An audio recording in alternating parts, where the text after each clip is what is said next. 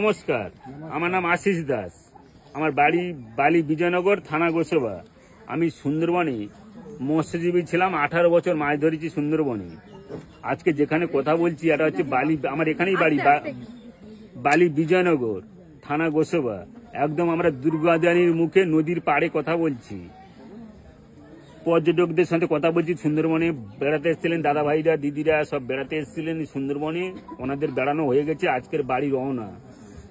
সবার যাত্রা শুভ হোক, সব ভালো তার শেষ ভালো, যাত্রা শুভ হোক। আমার যাত্রার শেষের দিনই খারাপ হয়েছে সুন্দরবনে মাছ ধরতে গিয়ে। 2022 সালে আমরা 5 জন করে যাই সুন্দরবনে মাছ ধরতে। মা বনবীর পুজো দিয়ে বেরিয়ে যাই 8 দিনের জন্যে। যখনই 8 দিন মাছ না হয় আমাদের অনেক টাকা খরচ, আরো 2-1 দিন থাকি। কিন্তু আমার অ্যাক্সিডেন্ট হয়েছে 7 দিনের দিন সন্ধ্যের সময়। ওই জায়গাটার নাম হচ্ছে ধুবনি বলি আমরা জেলেরা, বন দপ্তরের নাম নীতিদপানি। বিশাল একটা মেঘ হয়েছে বেলা ডুবতে যাওয়ার একটু আগে। সরু খালে গেরাবে করেছি, ধুবনির খাল। আমরা সব জেলেপাটেরা আমাদের ওই ধুবনির খাল চেনে, এবং সুন্দরবন নদীমাতৃকার ট্রাভেল যে দাদা ভাইরা আপনাদের পাইলটরা চালায়, ওনারা সবই জানে ওই খালটা চেনে। ওই খালে গ্যারাবি করেছি। আমার গায়ে জ্বর, আমি ঘুমাচ্ছি। কিছুক্ষণ পরে আমাদের 4 জন ছিল, চিৎকার চেঁচামেচি করে। আমার তখন ঘুম ভেঙে যায়। আমি ভাবছি চিৎকার করছে কেন, বাঘ তো উঠেছে আর আমি জানি না, বাঘের নিচে শুয়ে থাকবে আমি এটা ভাবতেও পারিনি। আমি মুখ থেকে কাঁথা সরিয়েছি, দেখেন বাঘ দাঁড়িয়েছে, বাঘের নিচে আমি শুয়ে আছি। ধরে ফেলেছি পাঁজা করে, বলেছি মা গো বাঁচাও, কামড় মেরেছে, ফেটে গেছে আমি জ্ঞানারা।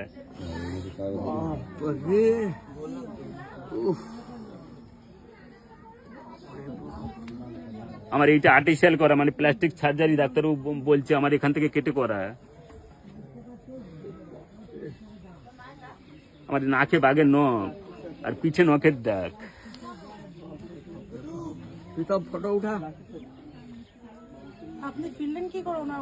হ্যাঁ দিদি, আমি এর আগে বলেছি, কিন্তু আমাকে মনে করে দেবেন। আমার সেদিকে সমস্যা, আমার এখন একটা সার্জারি বাকি আছে দিদি এই জায়গাটাতে। ডাক্তারবাবু, নিজ ডাক্তার রিফার করেছে, আমার হাড় নেই এই জায়গাটাতে এখনো।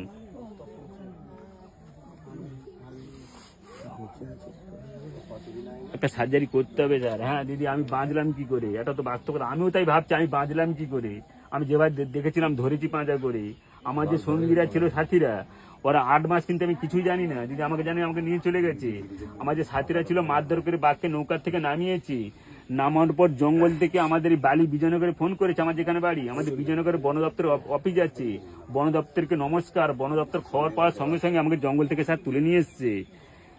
গ্রামের লোক খবর দিতে বন দপ্তর তুলে নিয়ে এসছে। কিন্তু আমার বাবার সম্পত্তি আমাকে যে নিয়ে চলে যেত, আমি জীবনে মা বনবীর কাছে সাধুবাদ দিতাম। আমার সংসারটা বেঁচে যেত। আমার বাবার জমি ছিল সব বিক্রি হয়ে গেছে, 7 বিঘে জমি সব, হ্যাঁ সব বিক্রি হয়ে গেছে। আর প্রাইভেট করতে হয়েছে, সরকারি ভাবে কোনো ভাবেই অপারেশন করেনি, সরকারি প্রাইভেট করতে হয়েছে। এই দিদি, এই 10 তারিখে বন দপ্তরের অফিসারকে মই পিটে যে মাথা ফাটিয়ে দিয়েছে কামড় মেরে, ভয়ঙ্কর অবস্থা। সেই অফিসারেরও পুরো ফাটিয়ে দিয়েছে মাথা।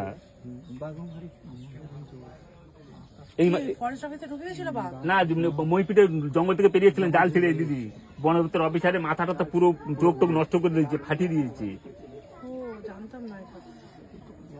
আমার পর্যটকদের ভরসা এখন দিদি, আমার তো বাবা সব শেষ, আর করতে পারছি না অপারেশন দিদি।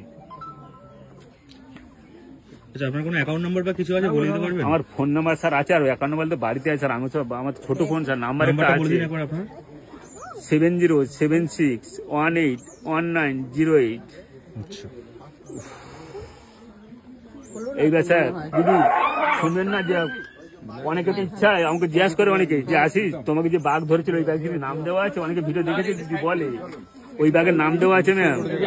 আমাকে যে বাঘ ধরেছিল ওই বাঘের নাম দেওয়া আছে নান্টু বাঘ, ছেলে বাঘ। 201 জনকে খেয়েছে ওই একা ম্যাম। হ্যাঁ ম্যানিটারি ছেলে বাঘ 201 জনকে খেয়েছে।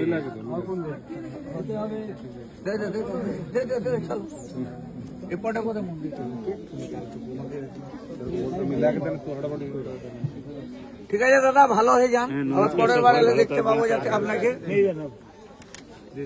আর পারলে একটা ছোট বাচ্চা